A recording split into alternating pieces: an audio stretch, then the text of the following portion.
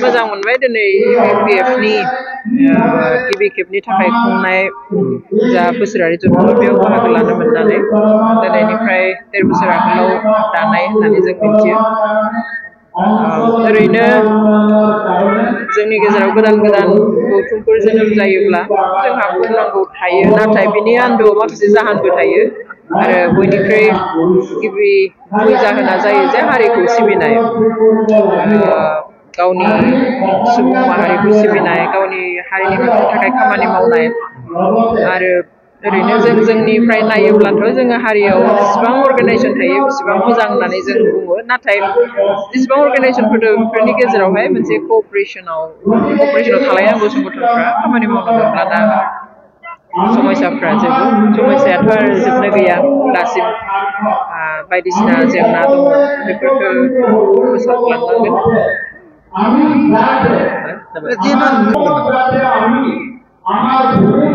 BKWC काउन्सिलनि गेजेराव मोनब्रै जिल्लाया हाबाखै दाबो, गवालपारा आरो साउथ कामरुप, सनितपुर आरो बिश्वनाथ। बे मोनब्रै जिल्लाया दिनैसिम BKWC आव हाबाखै आरो भिलेज नटिफिकेशन जायाखै। दा मानो जायाखै? जिहेतु सनितपुर आरो बिश्वनाथ BTC नि बाहेराव दङ, गवालपारा आरो साउथ कामरुप बेबो BTC नि बाहेराव दङ। मोनफ्रोमबो जिल्लायाव भिलेज नटिफिकेशन जाबाय, नाथाय बे मोनब्रै जिल्लायाव जायाखै। बे मोनब्रै जिल्लाखौबो थाबैनो भिलेज नटिफिकेशन खालामनानै BKWC नि आन्डाराव सोनानै BKWC खौ फुल फ्लेजेड खालामनो थाखाय जोङो थांखि लादों आरो BKWC खौ थाबै इलेक्शन खालामनो थाखाय जों सरकारखौ नारसिननो थाखाय जोङो थांखि लादों। इलेक्शन जायाब्ला BKWC आ मिनिंलेस, मानो होनबा BKWC आ दाफुंनाया दिनै 5 years कमप्लिट जानोसै। मोनसे इन्टारिम काउन्सिला 6 monthल' थायो आरो बे 6 monthनि उनावनो इलेक्शन खालामनानै बेखौ फुल फ्लेजेड खालामनांगौ। दिनै माने बे BKWC नि जा बे माने दैदेनगिरि EM, GM, CM बिथांमोना दिनै उन्दुनानै दङ। बर' जातिनि सार्थ बिथांमोना खामानि मावगोन होननानै काउन्सिल मोनसे दादोंमोन, नाथाय दिनैसिम जेबो मावनो हायाखै।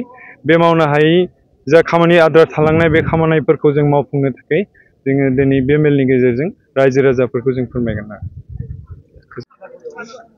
যোৱাকালিৰ পৰা বাথৌপুৰীত ইউনাইটেড বড়ো পিপলছ ফেডাৰেশ্যনৰ প্ৰথম বাৰ্ষিক অধিৱেশন অনুষ্ঠিত হৈছিল।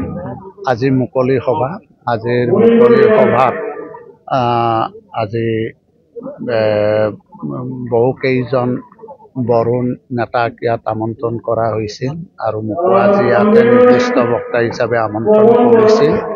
এইটো এটা নন পলিটিকেল অৰ্গেনাইজেশ্যন। তেওঁলোকে আমাৰ যি 24খন জিলাৰ যি বড়ো জনগোষ্ঠীয়ে বসবাস কৰি আছে, বড়ো কছাৰী বসতি কৰি আছে, সেই বড়ো কছাৰীৰ উন্নয়ন বিকাশৰ ক্ষেত্ৰত তেখেতসকলে যাতে পদক্ষেপ ল'ব পাৰে, সেই সমস্যাবিলাক সমাধানৰ ক্ষেত্ৰত যাতে ৰাজ্য চৰকাৰ, কেন্দ্ৰীয় চৰকাৰৰ লগত যোগাযোগ কৰি সেই সমস্যাবিলাক সমাধান কৰিব পাৰে, তাৰ বাবে এনেধৰণৰ এটা অৰ্গেনাইজেশ্যনৰ জন্ম দিছিল আজি 2 বছৰ আগত।